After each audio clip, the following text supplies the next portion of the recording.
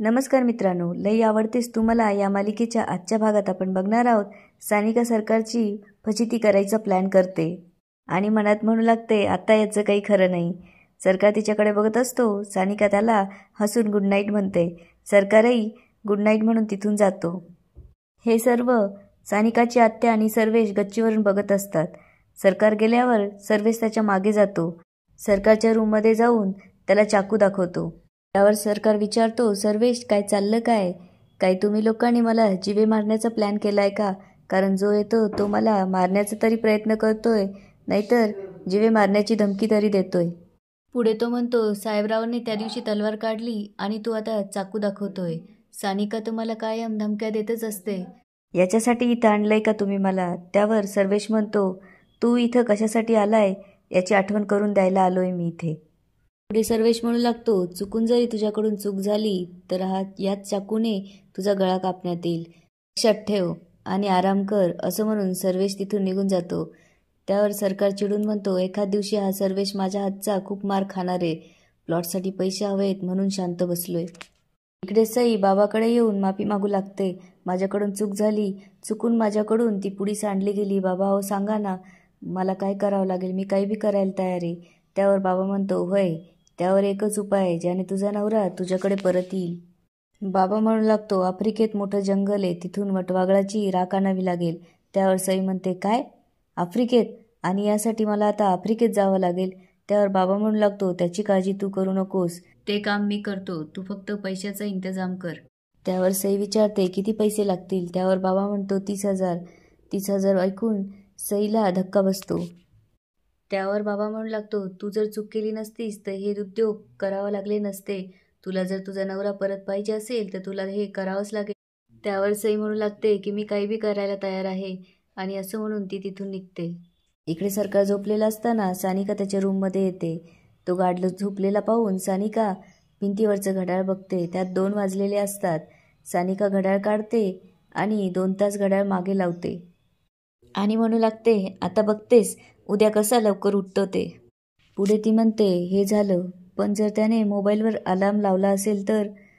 ती सरकारजवळ जाते आणि सरकारचा मोबाईल घेऊन अलार्म बंद करते. ती जेव्हा मोबाईल खाली ठेवायला जाते, सरकार कूस बदलतो आणि सरकारच्या खाली तिचा हात येतो. ती हळूच सरकारला बाजूला करून तिचा हात काढून घेते आणि तिथून जाते. जाताना ती दरवाजाची कडी लावते. सानिका सकाळी ग्राउंडवर जाण्यासाठी तयार होते आणि विभाला फोन करून विचारते, निघालीस का तू? मी पण निघते. ती सरकारच्या रूमजवळ जाऊन त्याच्या रूमचा दरवाजा उघडून डोकून बघते तर सरकार झोपलेला असतो.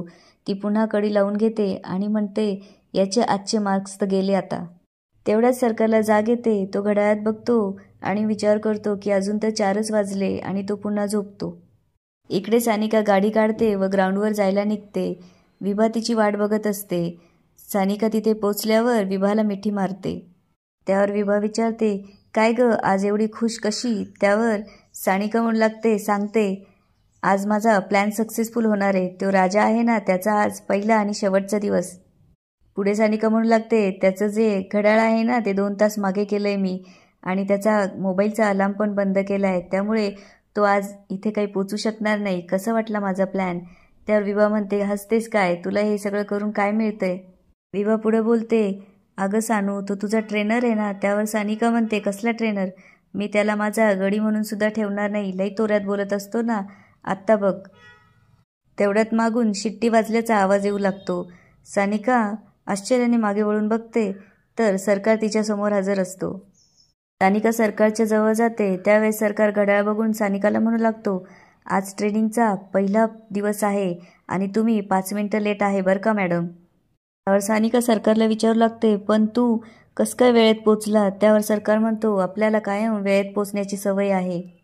सरकारला जेव्हा सकाळी जाग येते त्यावेळेस सरकार बघतो तर 4:15 वाजलेले असतात. त्यावर सरकार मोबाईल हातात घेतो आणि बघतो तर अलार्म बंद केलेला असतो. तो उठून बाहेर जायला निघतो तर दरवाजाची कडी लावलेली असते. त्याच्या लक्षात येतं की हे सगळं प्लॅन केलेलं आहे. त्यावर तो विचार करू लागतो, म्हणजे मला पहिल्याच दिवशी फेल करण्याचा प्लॅन होता. तर तो आज जातो आणि रेडी होऊन येतो. दरवाजाची कडी बाहेरून लावलेली असल्याने तो खिडकीतून उडी मारतो आणि धावत जाऊन सानिका पोचण्याच्या आधी ग्राउंडवर जाऊन पोचतो. तो सानिकाला बोलू लागतो, मला सकाळी उठण्यासाठी अलार्मची गरज नसते, माझा अलार्म इथे फिट आहे असं म्हणून तो डोक्याला हात लावतो आणि म्हणतो की माझ्या खोलीतलं घड्याळ 2 तास मागे पडले, ते जरा दुरुस्त करून द्या. याच ठिकाणी आजचा एपिसोड संपतो. आता पुढे काय होणार ते बघूया उद्याच्या भागात. धन्यवाद.